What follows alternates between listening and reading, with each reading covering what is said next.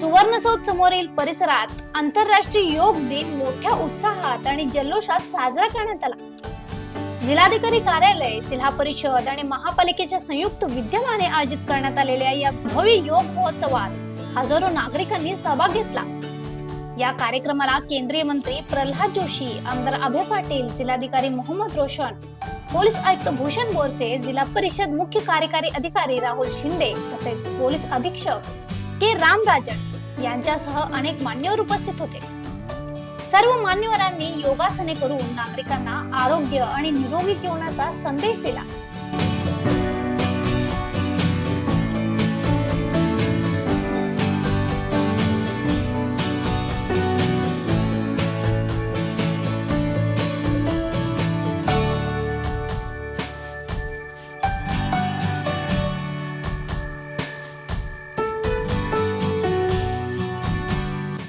यावेळी बोलताना केंद्रीय मंत्री प्रल्हाद जोशी म्हणाले की योग म्हणजे केवळ शारीरिक व्यायाम नसून आत्मशोधाचा मार्ग आहे। योग हा फक्त वर्कआउट नसून वर्क इन आहे। गेल्या 17 वर्षापासून आपण नियमित योगाभ्यास करत असल्याचे सांगत त्यांनी प्रत्येकाने आठवड्यात किमान 4 दिवस योग करण्याचे आवाहन केले। तसेच जगभरात 21 जून रोजी सलग 24 तास योग दिन साजरा केला जात असल्याने त्याला गोल्डन ड्रिंक असे संबोधले जाते। 5000 वर्षाची परंपरा असलेल्या भारतीय योग पद्धतीमुळे अनेक आजारावर मात करता येतो असेही त्यांनी सांगितले। ಯೋಗ ಮಾಡುವಂತ ಟೈಮ್ನಲ್ಲಿ ಬಹಳ ಸುದೀರ್ಘವಾದಂತ ಭಾಷಣ ಕಾರ್ಯಕ್ರಮ ಆಗಬಾರದು, ಹಾಗಾಗಿ ನಾನು ಏನು ಬಹಳ ಹೇಳಕ್ಕೆ ಹೋಗೋದಿಲ್ಲ। ಯೋಗ ಕರ್ಮಸ ಕೌಶಲ ಅಂತ ಹೇಳಿ ಒಂದು ವಾಕ್ಯ ಇದೆ ಭಗವದ್ಗೀತೆಯಲ್ಲಿ, 2ನೇ ಶ್ಲೋಕ 10ನೇ ಅಧ್ಯಾಯ। ಇದರ ಅರ್ಥ ಕರ್ಮವನ್ನು ಅತ್ಯಂತ ಅಂದರೆ ನಾವು ಮಾಡುವಂತಹ ಕೆಲಸವನ್ನು ಅಂದರೆ ಕೆಲಸದಲ್ಲಿರುವಂತಹ ನಿಪುಣತೆ ಅದೇ ಯೋಗ ಅಂಥೇಳಿ ಒಂದು ಮಾತದರಲ್ಲಿದೆ। ಅಂದರೆ ನಾವು ಮಾಡುವಂತಹ ಪ್ರತಿಯೊಂದು ಕೆಲಸದಲ್ಲಿಯೂ ನಿಪುಣತೆಯಿಂದ ಶಿಸ್ತುಬದ್ಧತೆಯಿಂದ ಮಾಡಿದರೆ ಅದು ಒಂದು ಯೋಗ। ಆದರೆ ಆ ಯೋಗವನ್ನು ಸರಿಯಾಗಿ ಮಾಡಲಿಕ್ಕೆ ಆಸನ ಬೇಕು। ಭಾಳಷ್ಟು ಜನ ಇದು ಯೋಗ ಮತ್ತು ಆಸನ ಎರಡೂದರಲ್ಲಿಯೂ ವ್ಯತ್ಯಾಸ ಇದೆ ಅನ್ನೋದರಿಗೆ ಭಾಳ ಗೊತ್ತಿಲ್ಲ। ಯೋಗ ಅನ್ನೋದು ಅದೊಂದು ಭಕ್ತಿ ಯೋಗ, ಸಾಂಖ್ಯ ಯೋಗ, ಕರ್ಮಯೋಗ, ಹಠಯೋಗ, ಈ ರೀತಿ ಅನೇಕ ಯೋಗಗಳಿದ್ದಾವೆ। ಯೋಗ ಅನ್ನೋದು ಯೋಗ ಕರ್ಮಶ ಕೌಶಲ, ಅದರ ಜೊತೆಗೆ ಆಸನವನ್ನು ಮಾಡಿದಾಗ ಆ ಶರೀರ ಮಾಧ್ಯಮಂ ಖರುಧರ್ಮ ಸಾಧನಂ, ಅಂದರೆ ಶರೀರ ಈ ಎಲ್ಲವನ್ನು ನಿಪುಣತೆಯಿಂದ ಮಾಡಲಿಕ್ಕೆ ಇರುವಂಥ ಒಂದು ಸಾಧನ ಇದು।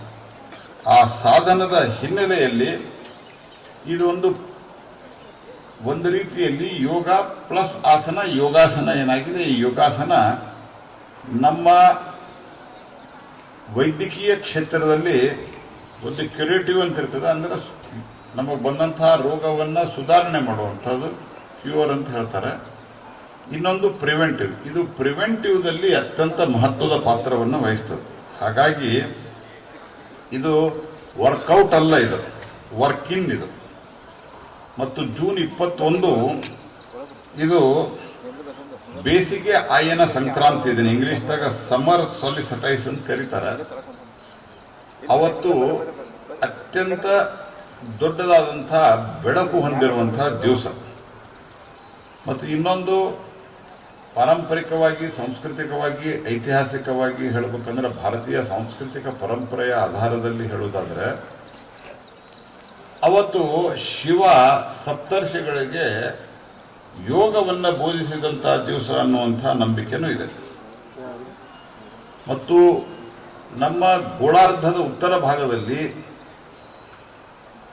ಜಿಯೋಗ್ರಫಿಕಲ್ ಪ್ರಕಾರವಾಗಿ ಪ್ರಕೃತಿಯಲ್ಲಿ ಬೆಳಕು ಮತ್ತು ಶಕ್ತಿ ಅತ್ಯಂತ ಉತ್ತುಂಗದಲ್ಲಿರುವಂತಹ ಒಂದು ಕ್ಷಣ ಇದು। ಹಾಗಾಗಿ ಅತ್ಯಂತ ಸೈಂಟಿಫಿಕ್ ಆಗಿ 21 ಆರಿಸಲಾಗಿದೆ ಮತ್ತು 21 ಇಡೀ ಜಗತ್ತು ಒಪ್ಪಿಕೊಂಡಿದೆ। ಜಗತ್ತು ಒಪ್ಪಿಕೊಂಡಿದೆ ಅಂತಂದರೆ ಹೆಂಗೆ ಅನ್ನೋದನ್ನು ಹೇಳಿ ನಾನು ನನ್ನ ಮಾತಿಗೆ ನಿಲ್ಲಿಸ್ತೀನಿ। 140ಕ್ಕಿಂತ ಹೆಚ್ಚು ದೇಶಗಳು, ಈಗ ನಾವಿಲ್ಲಿ 6 ಗಂಟೆ ಶುರು ಮಾಡಿದ್ದೀವಿ, ಈಗ 6:45 ಆಗ್ತಾಯಿದೆ, 6:50। ಜಗತ್ತಿನ ಒಂಥರ ಗೋಲ್ಡನ್ ರಿಂಗ್. ಎಲ್ಲ ಕಡೆ 24 ತಾಸು ಯೋಗ ನಡೀತಾನೆ ಇರ್ತದೆ. ನೀವು ಸರ್ಚ್ ಮಾಡಿದ್ರೆ ಯಾವುದಾದ್ರೂ ಒಂದು ದೇಶದ ಟೈಮಿಂಗ್ ಪ್ರಕಾರ ಎಲ್ಲಿ 6 ಗಂಟೆ ಆಗಿದೆ, ಒಂದಿಲ್ಲ ಒಂದು ದೇಶದಲ್ಲಿ ನಡೀತಾ ಇರ್ತದೆ ಕಂಟಿನ್ಯೂಸ್ಲಿ. ಅದಕ್ಕೆ ಗೋಲ್ಡನ್ ರಿಂಗ್ ಅಂತ ಕರೆದ್ರು. ಹಾಗಾಗಿ ಯೋಗ ಮತ್ತು ಯೋಗಾಸನ ಎರಡೂ ಸೇರಿ ಯೋಗಾಸನವನ್ನು ಮಾಡಿದಾಗ ಮನಸ್ಸು ಅತ್ಯಂತ ಶುದ್ಧಗೊಳ್ಳುತ್ತದೆ. ಯೋಗೇನ ಚಿತ್ತಂ ಪದೇನ ವಾಚ ಮಲಂ ಶರೀರಸ್ಯ ಚ ವೈದ್ಯಕೇನ. ಅಂದರೆ ಯೋಗದಿಂದ ನಮ್ಮ